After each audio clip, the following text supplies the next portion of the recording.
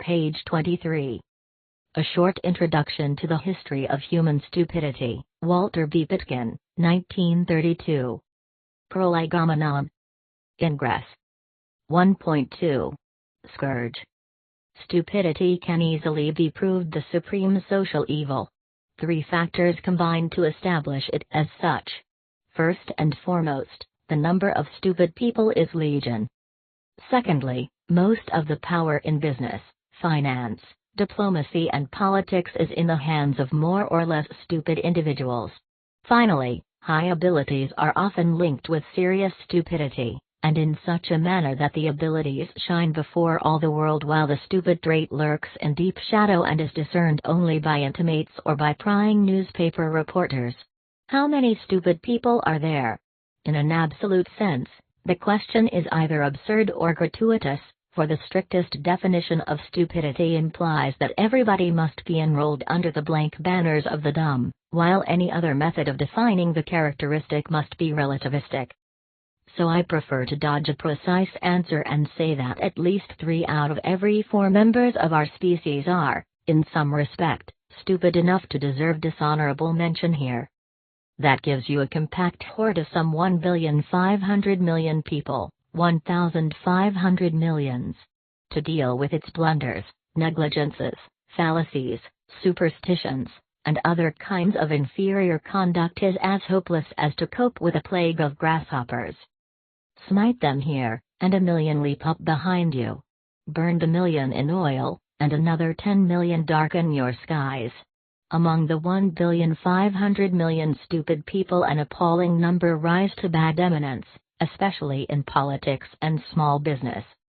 Indeed, it is hardly too much to say that these two huge fields of endeavor always have been dominated by persons of conspicuous stupidity, and for biological as well as economic reasons, into which we shall soon be inquiring more closely.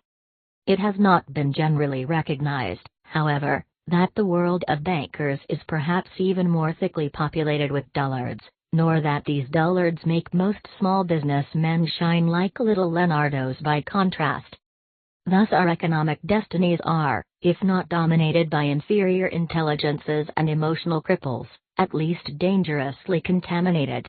And the more complex world affairs become, the graver this menace. 1,000,000 pat-wits sitting in the chairs of directors, executive vice presidents, department managers, credit men, and the like have, for many a sick year, been neutralizing the creative influences of superior thinkers, and never more flagrantly than during the past decade. Few of these pat-wits are suspected.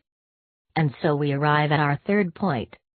It is a horrible byproduct of man's amazing variability, this peculiarly elusive linkage of the finest traits with the worst. As we progress with the present survey, we shall find almost every splendid characteristic in individuals of the grossest stupidity. We shall look upon great artists like Beethoven and Whitman who turn out to be fatally dull toward many of the best things in life. We shall behold keen mathematicians, wide-visioned historians, and high-minded statesmen hobbling through common affairs like cripples who use their wooden heads as crutches. We shall see nations flung into feudal wars and ruined by the comprehensive blunders of leaders of indisputable ability. Everywhere the same monotonous spectacle. And, as each scene fades, the same monotonous thought arises, how marvelous that mankind has advanced as far as it has. Fads, superstitions, cults, quackeries, swindles, and dull stupidities are holding their own, if not increasing, all over the Western world. They came to a fresh focus in the beginning of the World War and found fullest expression during the ensuing decade. If, later, they dropped out of public view more or less, that was no evidence that men had sloughed them. Opportunity was lacking for their mass demonstration. And not until the great financial collapse of October, 1929, did that vast galaxy of mortal frailties swing anew toward its zenith, there to blaze like 100 suns. Again it exposed the incompetence of the Most High. Again it laid bare the dull wit of many an august personage. Again it withered the reputations of thousands of financiers, economists, speculators, politicians, self-styled statesmen, and industrialists. Under its merciless rays, big business looked like small potatoes, while millions of dollars melted down to 30 cents. When such a catastrophe occurs twice within 12 years, thoughtful men must study its roots and nourishment. A society which sinks to the depths thus often has something rotten in blood and brain. Unless it cures itself, it must die. And the first step in any cure is diagnosis. Hence this little booklet.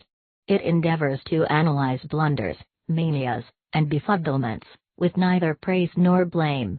For isn't it stupid to hoot at people whose only fault is that their ancestors bequeathed them a shabby mesh of associative nerve fibers?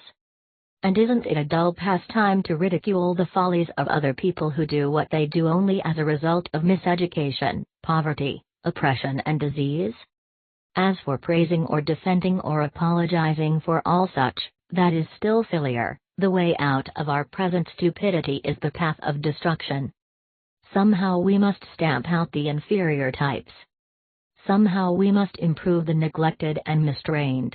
To this end we must, first of all, came to understand the infinite variety of stupidities. As yet nobody has inquired into them. Men call deeds stupid which, on careful inquiry, turn out to be brilliant. Others extol deeds as heroic and brilliant which any critic may readily expose as moronic. To appreciate this confusion, look at a few events which occurred while this book was being written.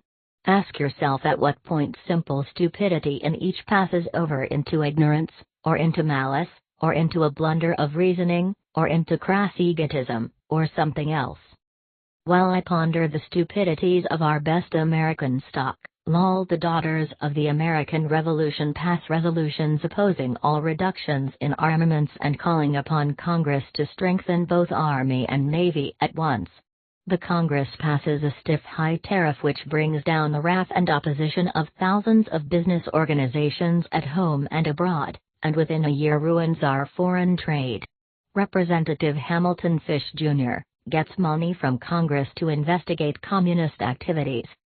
As Chapter 1 was being blocked in, President Hoover assures the United States Chamber of Commerce that all economic troubles are over. We have now passed the worst and with continued unity of effort shall rapidly recover, and on the next day, up in New York, the worst financial collapse of this present generation occurred.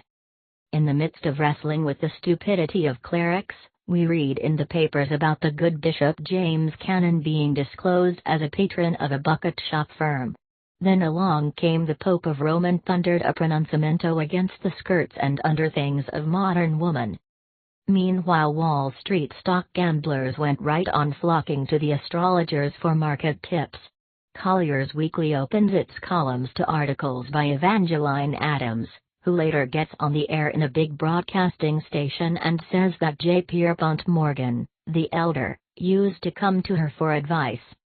Big Bill Thompson, mayor of Chicago, launches a campaign to stamp out the insidious influence of King George V in the Chicago public schools. European nations are spending about $10 million a day preparing for the next war. The French government is building 200 forts along the German frontier.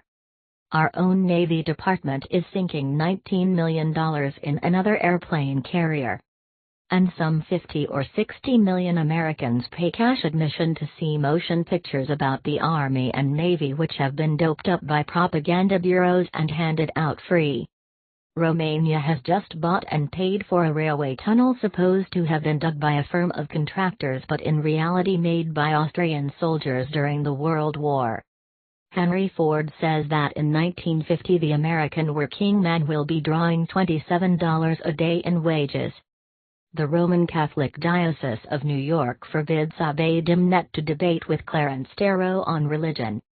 The Secretary of Agriculture unearths a deep plot of the Russian government to ruin American farmers by selling wheat short in the Chicago market. The citizens of this country continue to spend every year for the schooling of their children barely as much as they spend on cigarettes. Some enthusiast paints the hammer and sickle sign of the Communist Party and the words, "Vote Communist," on the walls of the Church of the Heavenly Rest, in Fifth Avenue, New York City. John W. Barton, a Minneapolis banker, tells the American Bankers Association that the American standard of living is too high. The cosmetic manufacturers, being at cutthroat warfare among themselves, decide that they need a czar to rule the industry. A collector pays $1,450 for a letter written by the mother of George Washington.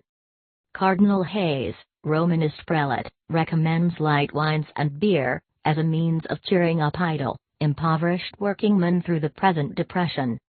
Rabbi Geller, of Brooklyn, declares in the Public Prince that the Hebrew philosopher, Maimonides, detold Dr. Einstein by some 800 years with his theory of relativity. The British theatrical censor forbids the performance of The Green Pastures because it presents God on the stage. The Duke and Duchess of York delay registering the birth of their baby, Princess Margaret, in order to avoid having her entered on the records as number 13. The city of Chicago again runs out of cash and cannot pay its police and firemen. The French government expels William Randolph Hearst because he published the Anglo-French Naval Treaty. Mrs. Adele O'Donnell, carrying her 6-month-old child, walks for 2 days on the streets of New York without food, before going into a police station to ask for help in her penniless state. While we were trying to decide whether to include the stupidity of financiers in this prolegomena, the U.S. Treasury Department announced that, to date of April 6, 1930, the World War and its immediate consequences had cost American taxpayers $51.4 billion. A few weeks later comes a dispatch from Pittsburgh reporting that John R. Gubbo became enraged over the failure of his corncob pipe to draw properly, so he poured kerosene upon the tobacco and gave a long, strong suck at the stem, whereupon the barn in which he was working burned up, and Gubbo died next day of his injuries. Meanwhile, New York bankers went blithely on, lending money to towns, states, and companies down in Brazil, running up the total of American investments there to a neat round $500 million, interest on which may someday have to be collected by Marines with tear gas bombs, as Brazil stopped cash payment of her debts before we went to press. Somewhere around Chapter 12, Mussolini announced, for the 183rd time, the re-establishment of the Roman Empire in Mediterranean lands. W. M. Stebbins, State Treasurer of Nebraska, admitted that he put up the cash for the campaign funds of the grocery clerk, George W. Norris, whom he wished to pit against the senator of identical name in the hope of confusing voters. Meanwhile, school boards continued to compel high school students to learn, after a fashion, some foreign language, which they will never use, even if they truly learned it. Mussolini brings out a series of textbooks for all Italian schools, describing the Mediterranean as our sea and proclaiming that Italy is great and strong and feared. 87 colleges go on employing athletic coaches for football and baseball at salaries higher than those of any professor. At the same time, some clinics of our larger cities were filled with women suffering from sundry grave diseases, all brought on by their efforts to reduce their weight so as to fit stylish gowns. Nearly 1 million farmers, having lost every dollar they invested in crops during the past year, are again planting wheat, corn, and cotton, firm in the conviction that the new tariff and the Republican administration will enable them to make money next time.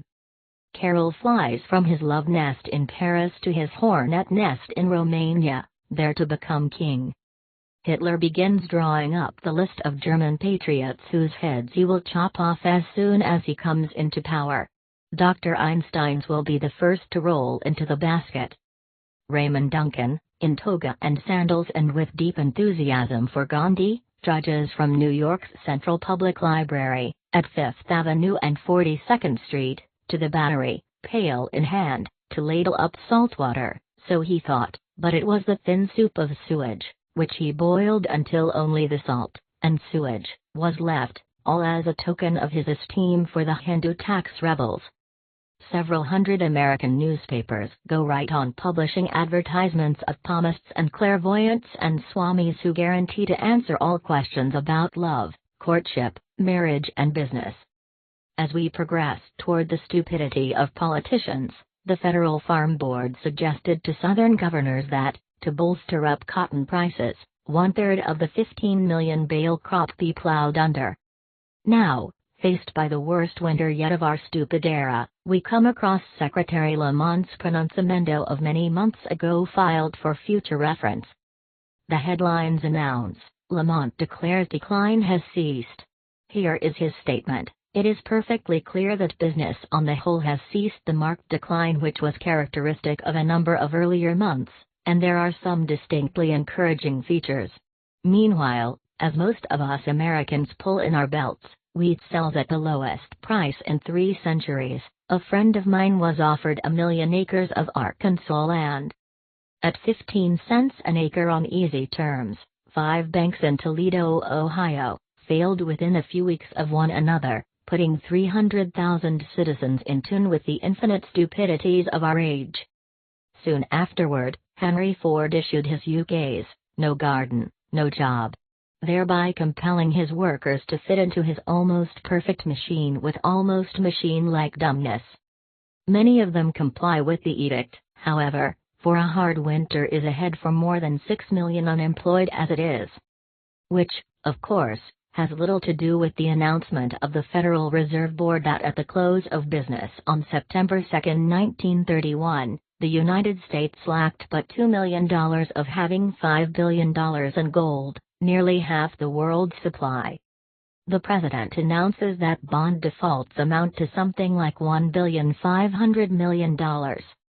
The gods are kind to poor authors.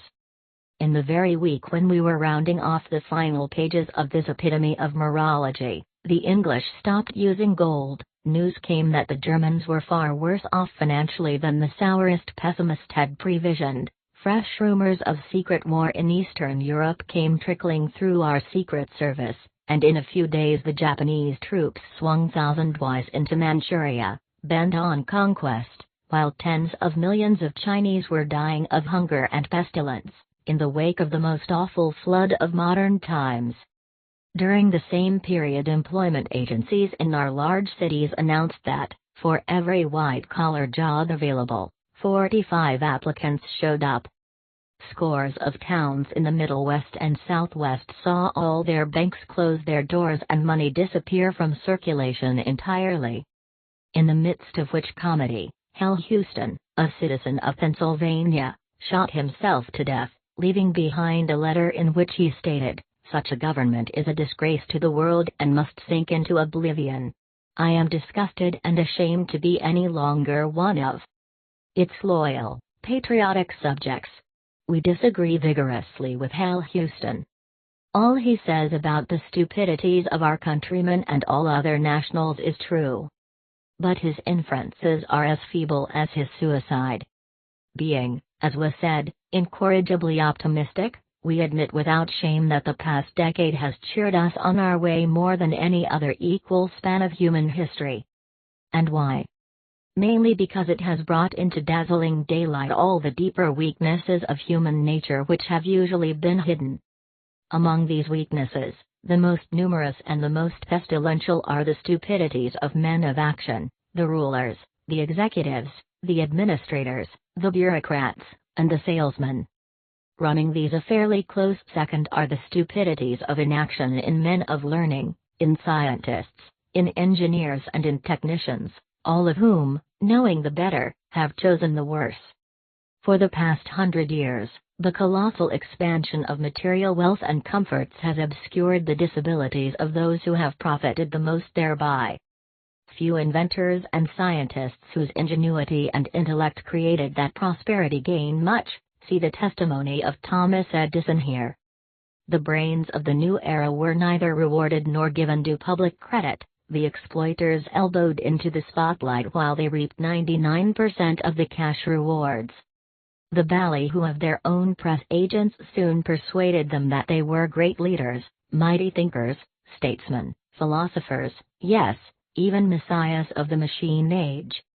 And the average man, reading only a few headlines of his newspaper, soon came to believe all this buncombe. Today we behold the consequences of tens of thousands of stupid acts. Left with free hand to work their will, The men of action have proved what they can do. We see it. And we begin to think at last. Is this not a consummation well worth the price of the world's economic collapse? I for one believe it is. I go further. I look upon the years between 1914 and now as the first serious schooling of the average man. They compel everybody who is better than moron to consider the merits of his species. He begins to see that the most destructive force in the world is man himself. He begins to understand that all earlier cults, practices, attitudes and faiths, be they in business or in science or in art or in religion, probably are suspect, for they were evolved by people not a whit cleverer than these mighty captains of industry. And he craves a fresh self-analysis along with a psychograph of the great. This, then, is the beginning of a new wisdom. Let us further it inchwise until it outspans the L. At this juncture you may protest. It's all very well, say you, to parade these stupidities. But that proves nothing, of itself. For you might find as many instances of high intelligence in the very same current of events. Well, I admit that an interesting volume might be compiled summing up the brilliant, the clever, the analytical and the inventive acts of people.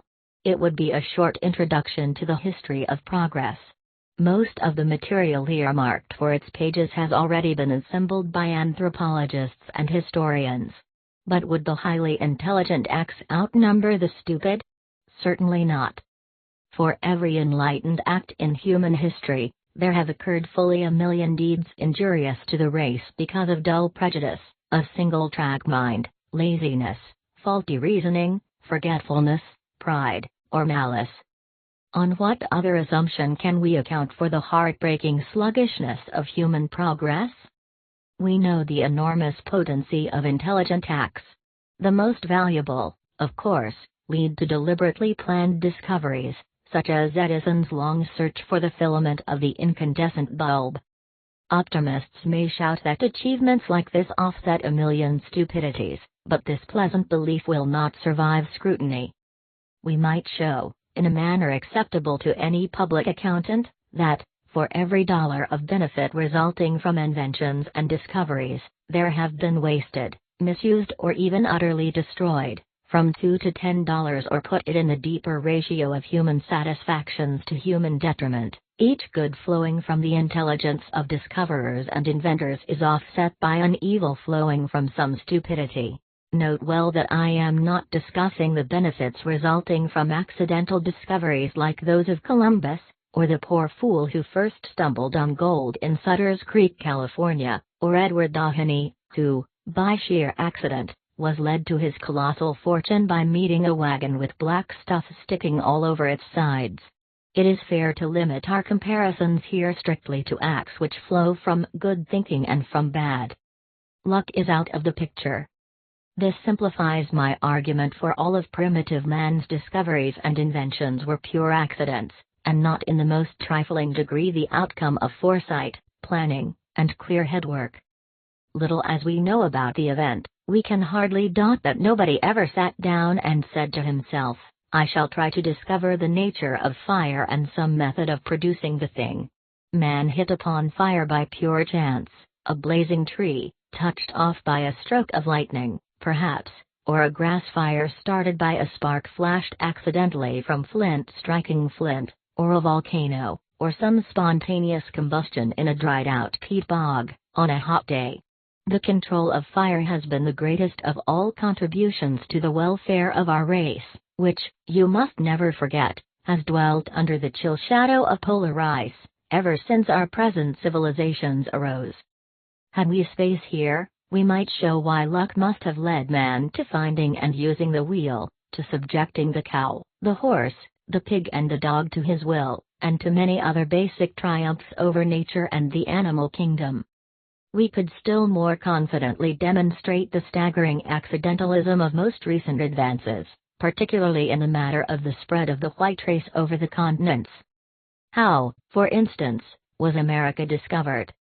The Scandinavians of the 10th century and later who reached Greenland and then the North Atlantic coast were, by their own record, blown thither against their will by terrific gales. Columbus, The small-time adventurer set out to find India and its gold. French fishermen set sail to catch codfish. Following the immense schools, they came upon Newfoundland. The wild Drake went forth to capture Spanish galleons and their treasure. While hot on their trail, he chanced to circumnavigate the globe. Shall we credit these gentlemen with high intelligence? Shall we use them as evidence against our present thesis concerning stupidity? Not at all. Their achievements are all irrelevant here. With all this in mind, let us return to the original criticism. Can we find as many intelligent acts as stupid ones in any given period or region? No. Are the consequences of the fewer supremely intelligent acts so broadly beneficial that they more than offset the evil effects of the many stupid acts? Again, no, or, at least, not proved. A full proof, of course, would fill more pages than are available in this brochure. So the best I can do is to cite a single line of evidence which may suggest the nature of the full demonstration. It is physically impossible for anybody to act intelligently even 1/10 as often as to act stupidly. For intelligent behavior requires much time for the observing, analyzing, and final organizing of details. It is chained to facts and time to the slow rhythms of logic.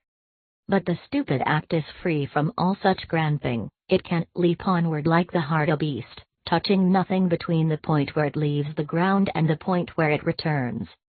Unlike the hartebeest, it come down with a dull thud, but never mind that just now, please. There are few right ways of doing anything. Some say there is only one, but that is not true, and there are a million easy ways of doing each thing wrongly. There are a million easy ways of doing each thing wrongly. The intelligent man seeks the right way, which is hard to find. The stupid man lunges onward without pausing to study and search, so of course he finishes his task more quickly. Put the same fact in another light, the essence of intelligence is its careful considering of everything relevant to its problem, but the soul of stupidity is its leaving much out of its reckonings. So, even if the intelligent man worked somewhat faster than the dullard, he still could not complete so many acts. Add to all this the next statistical fact: even among superior intelligences, acts leading to significant discoveries, inventions or useful reforms are few and far between. Rare the man who contributes more than 4 or 5 distinct improvements to the funded skill and knowledge of the race in the course of his life. The U.S. Patent Office records indicate that not more than one invention in 100 or so amounts to much, and, among the few which do, scarcely more than 1 in 100 comes to full fruition. Over against this set the hundreds of millions of people who never do a bright deed in all their lives but consummate many a one which harms themselves or their neighbors, at least a little. Finally we look to the billion whose dullness is a blight upon the race, the swarms of India, China and Central Africa steeped in rum, opium, cocaine, listless and witless because underfed or misled, and crushed with humid heat, a burden to themselves and a menace to civilization. Sum up. Some 2 billion people now fill the earth. Among them fully 1 billion are drunk or insane or feeble-minded or malarial or stricken with hookworm or tuberculosis or leprosy or venereal disease or tropical neurasthenia or malnutrition, hence stuporous or vicious, or both. Among the other billion not more than 5 or 6 million think and act with progressive intelligence, thereby adding something to the world's permanent well-being. The remainder of humanity is either too young or too old or too badly educated to avoid serious stupidities from time to time. Thus one high-grade person has the task of offsetting the brutish and the silly acts of 300 or 400 low grades. Should we not wonder at the progress we have made? Yet not even this tells more than half the story about the intelligent and the stupid. As I said, we all know the power of supremely intelligent acts. But does not all human experience also disclose the colossal destructivity of a single blunder in an otherwise well-ordered life? One hole is enough to sink a boat. One little slip can bring on disaster. One brief oversight can lead to stupidities which slay. Here is life's deepest, most inclusive tragedy, here to our mightiest argument in favor of a worldwide crusade against stupidity. A man may be blessed with all the splendid, admirable, useful traits and, for all that, came to grief through overeating at one dinner, drinking one cocktail too many in the company of the wrong lady, forgetting a single engagement, being late at a critical conference, introducing the wrong Mrs. Jones to the wrong Mr. Hicks. If living were a matter of averages, how little we should have to worry over stupidities. If a man's success, his character, and his influence were shaped, not from instant to instant for life or for death, but through some summation of qualities and merits, after the manner of a cosmic accountant, then nobody would ever go bankrupt as a result of one stupid investment, nobody would ever break his heart over the loss of a friend, nobody would ever be ostracized simply because he was once found drunk up an alley, and nobody would ever die as a result of just one little sip of wood alcohol under the name of gin. Hide the fact as we may, truth is that each and every least episode in a man's career is a matter of life or death, and averaging things out is impossible.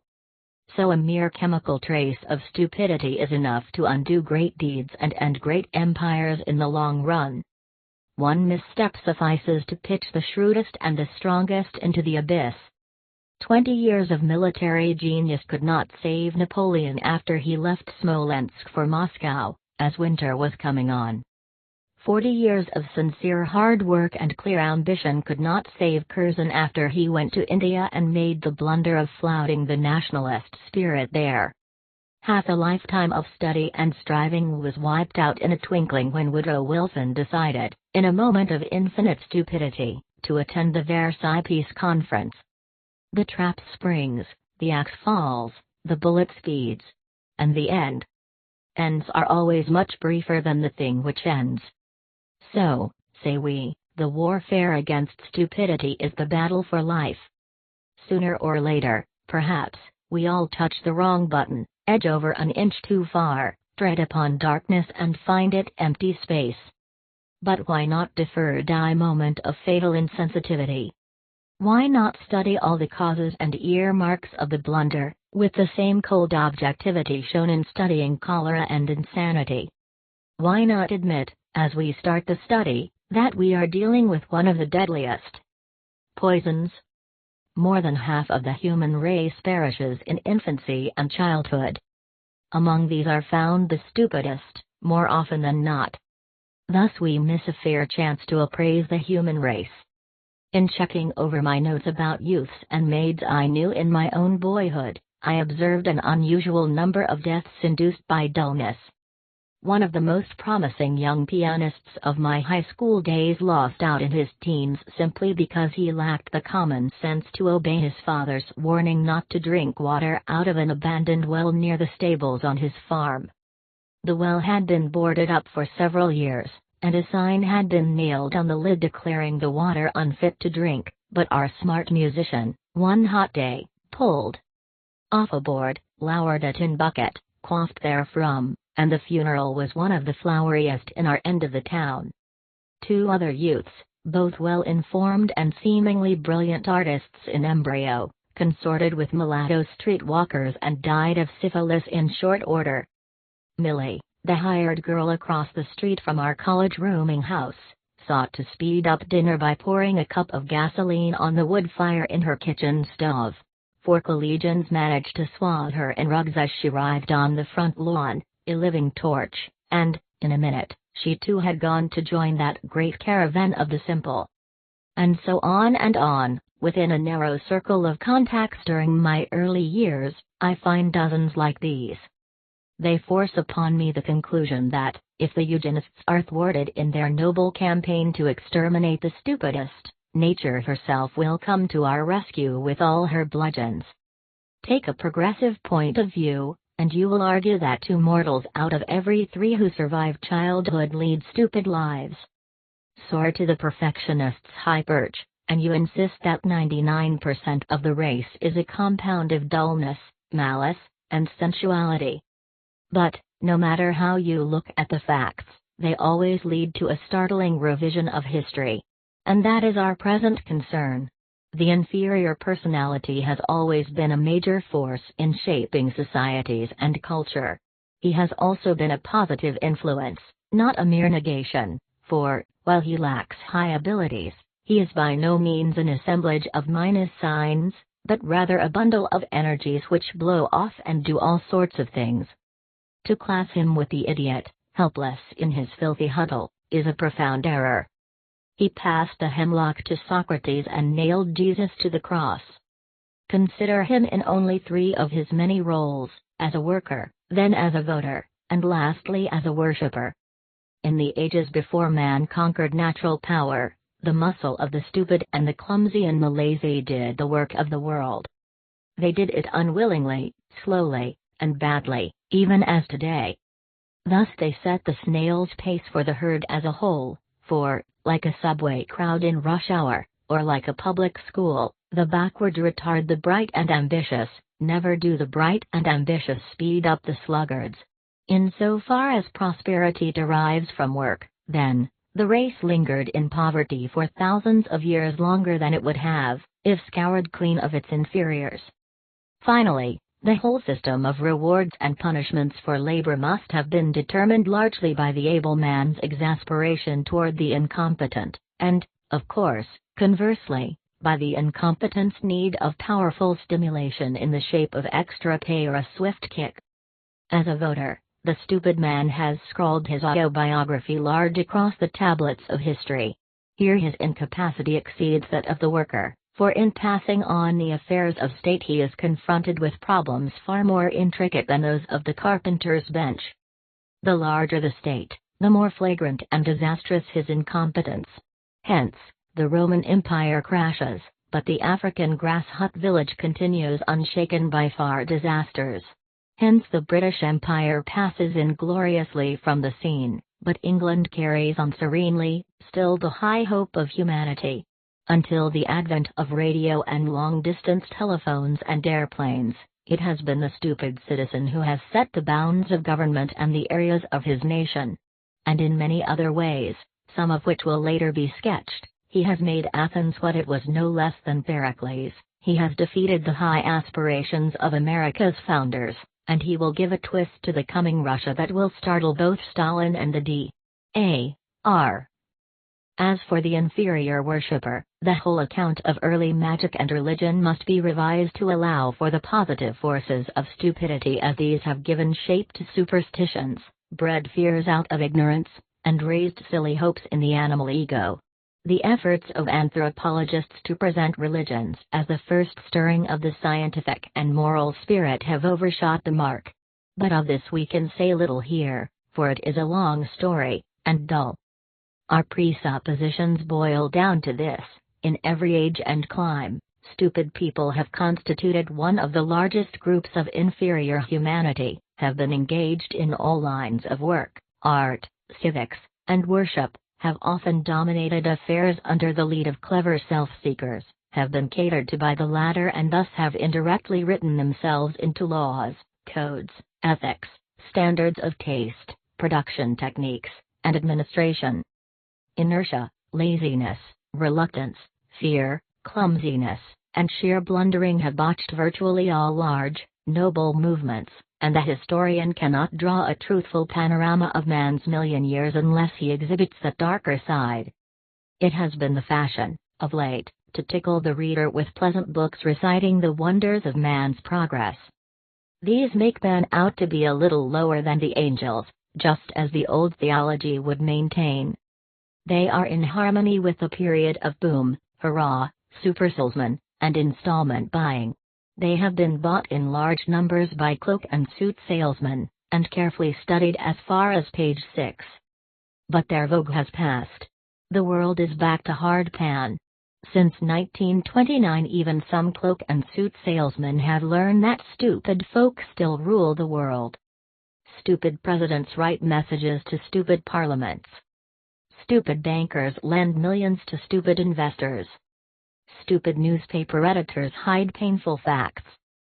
Stupid taxpayers shell out billions of dollars for battleships, fortresses, shells, and stupid second lieutenants. Stupid manufacturers build factories 3 times too big. Stupid retailers sell third-rate goods at first-rate prices. Stupid New Yorkers vote for Tammany's criminal candidates. Stupid Russians let themselves be kicked around by doctrinaires and stuffed with black bread in the name of progress. All of which gives rise to the suspicion that, if our alleged civilization creaks and groans and cracks at the top under the strain of stupid leaders, presumably all earlier civilizations have suffered likewise. If so, then our own age must find a fresh view of them all, if only by way of consoling itself. But a richer profit may be reaped from a survey of human dullness. There is only one way of rising above our stupidities, and that is, first, to analyze them down to the smallest atom and then to find methods of control through education, police, or chemicals. To do this we must call a spade, a fool a fool. If we do not, we shall be in danger of hellfire. Page 37.